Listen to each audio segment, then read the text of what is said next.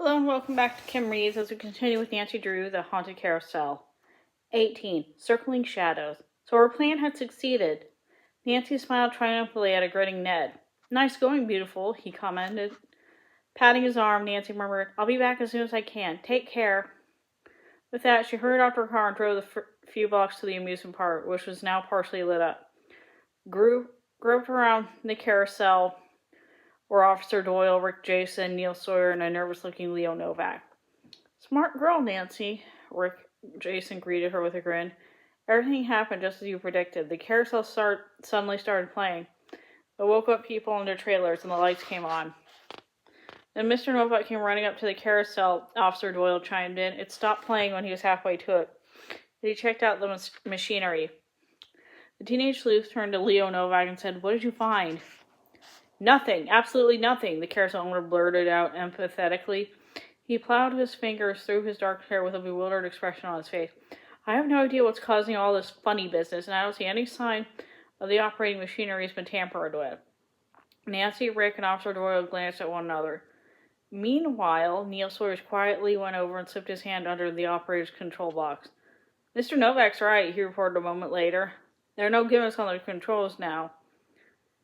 In this way, he let the others know that someone had removed the radio relay he had discovered earlier that evening. Nancy nodded and flashed a barely perceptible eye signal to Officer Doyle. The policeman immediately turned to Leo Novak. I wonder if you'd be good enough to empty your pockets, sir. What? Leo Novak stared indignantly. It's up to you, Mr. Novak. Empty your pockets now voluntarily, or I intend to arrest you for disturbing the peace. Disturbing the peace? The owner's face was rapidly taken over on a deep crimson flush.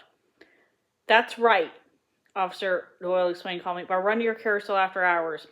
That'll mean a trip to the station house and everything else that goes along with being arrested. Now, wait a minute, Leo Novak began angrily. But after one look at the faces of the surrounding witnesses, he dropped his bluff and suddenly emptied his pockets. Among the sparse contents he dumped into Officer Doyle's waiting hands was a little metal and plastic device with a short length of wire and a spring clip attached to each end. That's the radio relay, said Neil Sawyer. Next, something that looked like a small handheld walkie-talkie with a disappearing antenna emerged from the owner's pocket.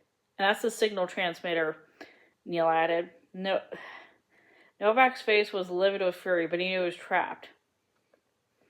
Nancy turned to Rick Jason. Well, have I solved the mystery of the haunted carousel or not? Before the reporter could do more than nod, the borrowed walkie-talkie attached to Officer Doyle's belt suddenly came to life. Ned's voice, low but quivering with suppressed excitement, crackled from the speaker. Nancy, come here fast and try to avoid being seen.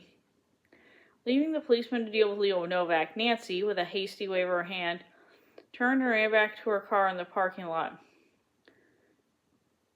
In a few moments, she was driving through the park's sleeping streets toward the daycare. Among parking a block or so away, she slipped out of the car and walked swiftly to Ned's hiding place among the trees and shrubbery. As she joined him, he whispered, I saw a car driving slowly around the block 3 times, then stopped around the corner out of sight. Did anyone get out? Nancy inquired softly. Yes, I heard a car door open and shut, and I think someone's trying to get into the house right now, by the way. As the young people strained their eyes to pierce the midnight gloom, a flickering light suddenly appeared. First in one window and then another. Someone was moving through the big old house.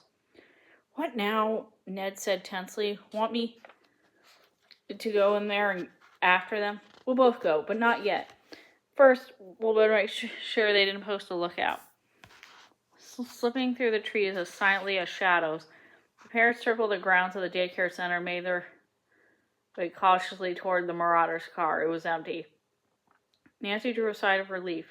Okay, so no lookout. Now I have to see what they're up to inside. Wait a minute.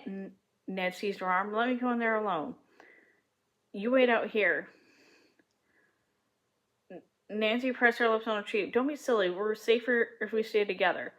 Before Nancy could object any further, Nancy darted back toward the house. Her friend followed hastily. Hand in hand, they tiptoed up the broad porch steps. Nancy reached into her pocket and took out the key Joy Tran had given her. She inserted the lock, turned it, and cautiously pushed it open through the front door. It swung inward with faintly creaking hinges. Inside it was all dark. Nancy and Ned held their breath for a moment to make sure no one heard the creaks. Then they slipped into the house and inched the door behind them. Having visited the daycare center many hours earlier, Nancy fortunately was able to lead the way. Groping for obstacles in the darkness, they crossed a vile vestibule, then went down a central hall and veered off 2 carpet rooms toward what was now the nursery playroom. Here they paused and, with bated breath, maneuvered themselves with suitable positions for which to peek into the lighted playroom. 2 men were standing near Joy's carousel horse. One was a thin, scar-faced elderly fellow in a dark business suit with glasses, mustache, and a large hook nose. The other, who looked like an overage hippie, was big and fat, with long blonde hair and a beard. They appeared to be tampering with the saddle of the wooden horse, trying to open it up. First on one side, then the other, but without success. "You sure you got the instructions right?" the bigger man growled at his partner. "Read the letter again."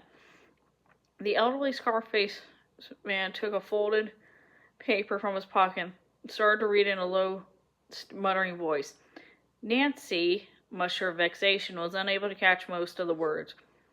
Meanwhile, Ned was leaning on the back of a chair while he craned to peer around the ledge of the archway playroom. Suddenly, he felt his fingers slipping. He struggled desperately to keep his grip and balance, but it was no use. A minute later, the chair came crashing from under him, and Ned went crashing on the floor. With a snarl and an oath, the 2 intruders realized they'd been spied on. They rushed at Ned and Nancy. The elderly mustached man grabbed Nancy by the shoulder. He pushed her back against the wall, pinning her tightly. Before Ned could scramble to his feet to help her, the burly hippie booted him down with a hard, vicious kick. And that's the end of that chapter. See you.